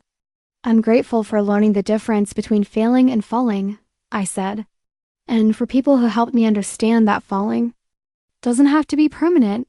Cassidy squeezed my hand. "I'm grateful for best friends who are brave enough to rebuild their lives from scratch." After dinner, as we cleaned up and counted the day's earnings, Janet from the jewelry table approached. "Me? Can I ask you something?" she said. "Of course." "That thing you said about failing versus falling, what did you mean?" I thought about how to explain it. I used to think that my business failing meant I was a failure, that not being able to make something work meant there was something fundamentally wrong with me. And now I think failing is just what happens when you try things. It's information, not identity. Falling is temporary if you're willing to get back up. And you got back up. I got back up differently. I stopped trying to be the person I thought I should be and started being the person I actually am, which is someone who loves making beautiful things. Someone who values community over competition. Someone who thinks enough is enough. Janet nodded thoughtfully. "That sounds like wisdom. That sounds like hard-earned experience." As the evening wound down and people began to leave, I found myself on the roof again, looking out over the city. Philadelphia had become home in a way that New York never had, despite my years there. Maybe because I'd arrived here broken and been allowed to heal. Rather than arriving with expectations and being forced to perform, my phone buzzed with a text from an unknown number. "Hi, Nola. Got your info from Janet. Saw your work at the holiday market today. Wondering if you'd be interested in a wholesale opportunity. I own 3 boutiques in the area and would love to carry your bags. Let me know if you're interested. Sarah Chun, a wholesale opportunity. 6 months ago, this would have felt like validation, like proof that I was building something significant. Now, my first instinct was caution. Wholesale meant higher volume, which meant less time per piece, which meant potentially compromising the quality that people valued about my work. It meant deadlines and minimum orders and all the pressures. That had made Thread Forward unsustainable. I screenshotted the message and sent it to Cassidy. Her response was immediate. "Exciting. What are you thinking?" "That I don't want to fuck up what I've built. You don't have to say yes, but should I? Is this the kind of opportunity I'm supposed to take? According to who?" It was the right question. According to conventional business, wisdom, wholesale was obviously the next step. But conventional business wisdom had led me to Thread Forward's spectacular collapse. I called the number on the text. "Sarah, this is Nola, the bag maker from today's market." "Nola, thanks for calling." "So quickly. I'm so excited about your work." "Thank you." "Can you tell me more about what you're thinking?" "I'd love to carry your pieces in my stores. I'm thinking maybe 6 to 8 bags per location with the option to reorder based on how they sell. My customers really respond to handmade quality, and your aesthetic would fit perfectly with our brand." 6 to 8 bags per location, 3 locations. That was 18 to 24 pieces to start, with potential for more. More than I'd ever made at once, and definitely more than I could complete while maintaining my current pace and attention to detail. What kind of timeline are you thinking? I asked. Ideally, I'd like to launch with your pieces in January. So, maybe delivery by mid-December? 3 weeks to make 20 plus bags while also fulfilling my existing custom orders and enjoying the holidays. It was possible, but it would require working at thread-forward pace long days, minimal breaks, constant pressure. Can I think about it and get back to you? Of course. But I should mention that several customers specifically asked about your pieces today. There's definitely demand. After we hung up, I sat with the possibility. Wholesale representation was everything I thought I wanted when I started making bags again. Broader reach, steady income, validation that my work was worthy of retail placement. But I'd learned to be suspicious of opportunities that required me to compromise the aspects of work I loved most. The careful attention to each piece, the direct relationship with customers, the sustainable pace that allowed for creativity and rest. What's your gut telling you? Cassidy asked when I found her in her studio space, working on a new painting. That it's too much too fast. That I'll end up recreating the same problems that killed Thread Forward. So don't do it. But what if this is my chance? What if saying no means staying small forever? What if staying small means staying sane? I watched her work, the confident way she applied paint to canvas, the sense that she was exactly where she belonged. Can I ask you something? Always. Do you ever worry that you're not ambitious enough? That you should want more than this? She paused, brushed halfway to the canvas. Then what? Then having work I love, a community I belong to, enough money to live comfortably? Then making paintings in a warehouse and selling them at craft fairs. As opposed to what? Having gallery representation and trying to become the next big thing? Competing with other artists for market share? I guess. Nola, I've seen what happens to artists who prioritize market success over creative integrity. They end up making work that sells instead of work that matters to them. They burn out, they get bitter, they lose the reason they started making art in the first place. But don't you want to reach more people? Don't you want your work to have more impact? I want my work to have the right impact on the right people. I'd rather make pieces that genuinely move a smaller audience than mass-produce something that's just decorative. I understood what she meant. The bags I made weren't just functional objects, they were small acts of care, made with attention and intention. Mass-producing them would change their essential nature. That night, I drafted a response to Sarah's wholesale inquiry. Thank you for your interest in my work. I'm honored that you'd like to carry my pieces in your stores. However, I'm committed to maintaining the handmade quality that makes my bag special, which means I can't take on wholesale orders of that size while preserving the care and attention each piece deserves. If you're interested in a smaller partnership, maybe 2 or 3 pieces per store with a longer timeline, I'd be happy to discuss that. But I wanted to be upfront about my production limitations. Thanks for understanding.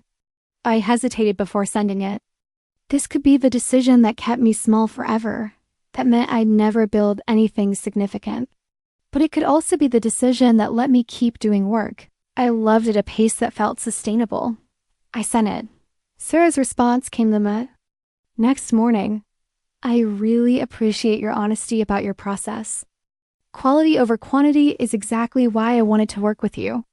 Would you be interested in starting with just 1 piece per store, maybe as a test?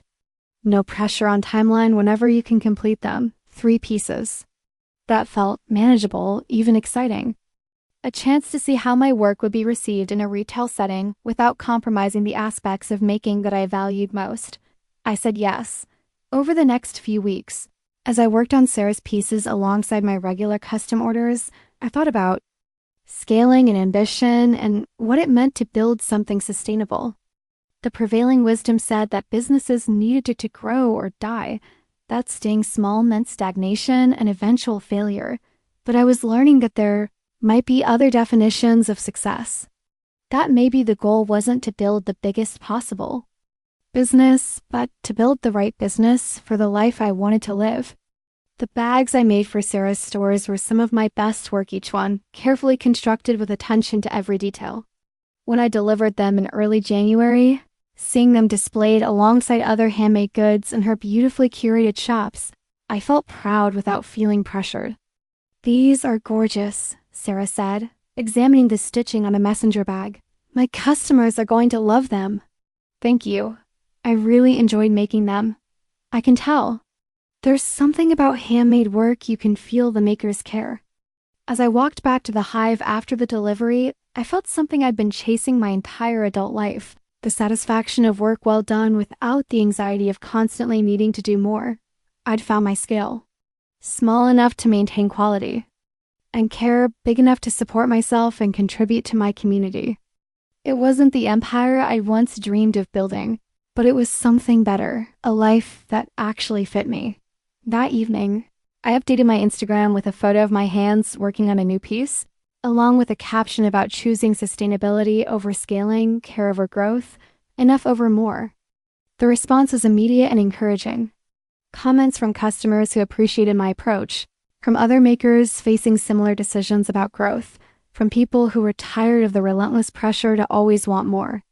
"This is so refreshing," wrote one commenter. "A business owner who prioritizes values over profit. Thank you for showing what sustainable craft looks like," wrote another. But the comment that meant the most came from someone unexpected. My high school art teacher, Mrs. Rodriguez.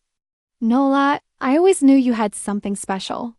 So proud to see you following your true path instead of someone else's definition of success." I screenshot that comment and saved it to my phone.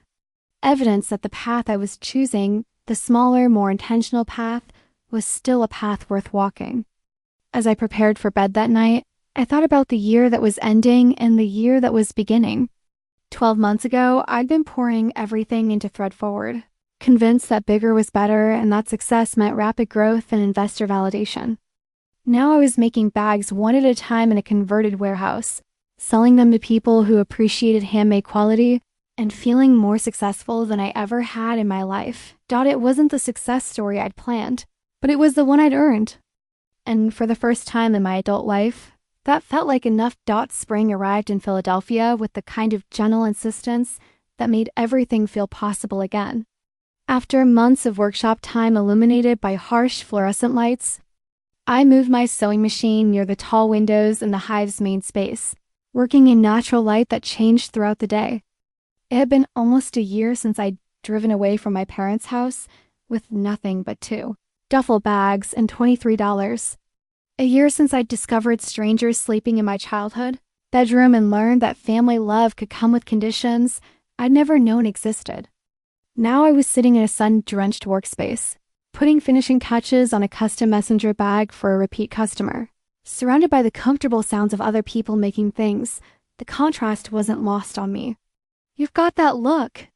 "Again," Cassidy observed, glancing up from the painting she was working on. "What look?" "That contented cat look. Like you found the perfect sunny spot and never want to move." She wasn't wrong. I'd settled into a rhythm of work and life that felt sustainable in a way that nothing ever had before. 3 or 4 custom pieces per month, plus the small wholesale relationship with Sarah's stores. Enough income to cover my expenses and contribute to the hive's communal fund, with time left over for experimentation and rest. "I was thinking about something," I said, carefully hand-stitching a leather strap attachment. "About the difference between building a business and building a life." "Tell me." When I was working on Thread Forward, everything was about the business. My relationship, my friendships, my sense of self-worth, it all revolved around whether the company was succeeding. My life was just whatever was left over after feeding the business. And now? Now I have a life that includes work I love, instead of work that consumes everything else. It was a subtle distinction, but an important one. My bag making wasn't separate from my life at the hive, it was integrated with it. I worked. Alongside friends, I collaborated with other makers. I had time for long conversations and rooftop dinners and spontaneous adventures around the city. My phone buzzed with a text from an unknown number. Hi, Nola. This is Leo, the musician who was staying in your room last year. Hope you don't mind that I got your number from your Instagram. I'm playing a show in Philly next week and would love to buy you coffee and apologize properly for that weird situation. Let me know if you're interested. Leo, the unwitting catalyst of my parents' betrayal, the stranger whose presence in my childhood bedroom had shattered my illusions about unconditional family love. I thought about him occasionally over the past year, wondering if he knew the role he'd played in my transformation. I showed the text to Cassidy. You going to meet him? I don't know. Part of me is curious, but part of me thinks it might be weird. Weird how? Like, what do you say to someone who accidentally destroyed your family relationships? Thanks for being the final straw that forced me to rebuild my entire life. That doesn't sound like a bad conversation, actually. She had a point. Leo wasn't responsible for my parents' choices. He'd just been a paying customer who'd booked a room through an app. The betrayal belonged entirely to my family. I texted back, "Sure, coffee sounds nice. When and where?" We arranged to meet the following Tuesday at the same coffee shop where I'd rejected Theo's partnership proposal 6 months earlier. The symmetry felt appropriate. Leo looked exactly as I remembered: shoulder-length brown hair, kind eyes, the casual confidence of someone comfortable in his own skin. He stood when I approached the table, extending his hand with a slightly nervous smile. "Nola, thank you for agreeing to meet me. I wasn't sure you'd want to. Why wouldn't I? Because I was inadvertently part of a really painful situation for you." We sat across from each other, and he immediately launched into what was clearly a prepared speech. "I want to start by saying I'm sorry. Not for booking the room. I didn't know the situation, but for how I handled finding out. I should have left immediately. I should have demanded your parents refund my money and find other accommodations." "You paid for the room," I said. "You had every right to stay." "Maybe legally, but not morally. It was your childhood bedroom. I was sleeping in a space that belonged to you, and that was wrong regardless of the Airbnb booking." His sincerity was disarming. I'd expected awkwardness, but he seemed genuinely troubled by his role in the situation. "Thank you for saying that. But honestly, you weren't the problem. My parents were the problem." Still, I've thought about that day a lot over the past year. About how devastated you looked. I keep wondering if I could have done something differently. Like what? Like insisted that your parents make other arrangements for me. Like offered to split the room cost with you until you figured something else out. Like treating it as a human situation instead of just a transaction. I studied his face, looking for signs of the performative guilt that often accompanied apologies from people who'd hurt me. But Leo seemed genuinely remorseful, not about the initial booking, but about his failure to recognize the human cost of the situation. "Can I ask you something?" I said. "Of course." "When you realized what was happening, that you were staying in my childhood bedroom, while I was effectively homeless, what went through your mind?" He was quiet for a moment, clearly thinking carefully about his answer. "Honestly, I was uncomfortable, but I told myself it wasn't my problem. That this was between you and your parents, and I was just a paying customer caught in the middle. That's fair, is it? Because I keep thinking about how I would have felt if it was my little sister in that situation. I would have wanted the stranger to do something, to not just stand by while she was being treated that way. But you don't have a little sister." "No, but I have empathy. Or I thought I did." That day made me realize I was better at empathy in theory than in practice. This was not the conversation I'd expected. I thought he might want to assuage his own guilt, or satisfy curiosity about what had happened after you left. Instead, he seemed to be wrestling with genuine questions about moral responsibility and bystander intervention. "So what would you do differently?" I asked. I'd speak up. I'd say that regardless of what I paid, I couldn't in good conscience stay in your room while you had nowhere to go.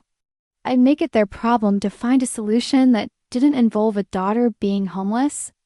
And if they'd refused, then I'd believe anyway.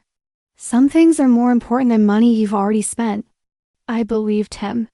There was something in his voice, a conviction that suggested this wasn't just retrospective wisdom, but a genuine commitment to acting differently in the future. "Can I tell you something funny?" I said. "Please."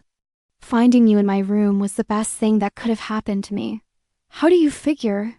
"Because it forced me to see my parents clearly. Without that shock, I might have spent years making excuses for their conditional love, trying to earn back their approval instead of building a life that actually fit me. So I accidentally did you a favor? You accidentally helped me stop living." In denial, we talked for another hour and I found myself genuinely enjoying his company.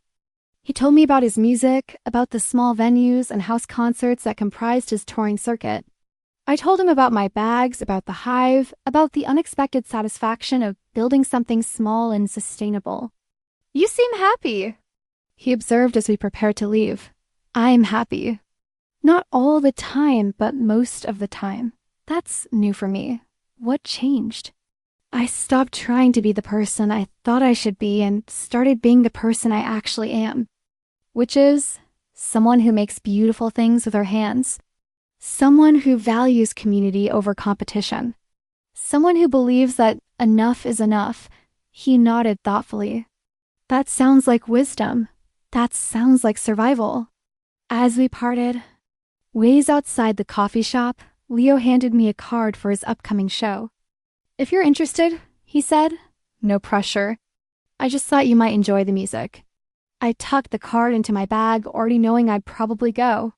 Not because I was interested in him romantically, though he was certainly attractive, but because the conversation had reminded me of something important, that redemption was possible, that people could learn from their mistakes, that awkward situations could become unexpected connections.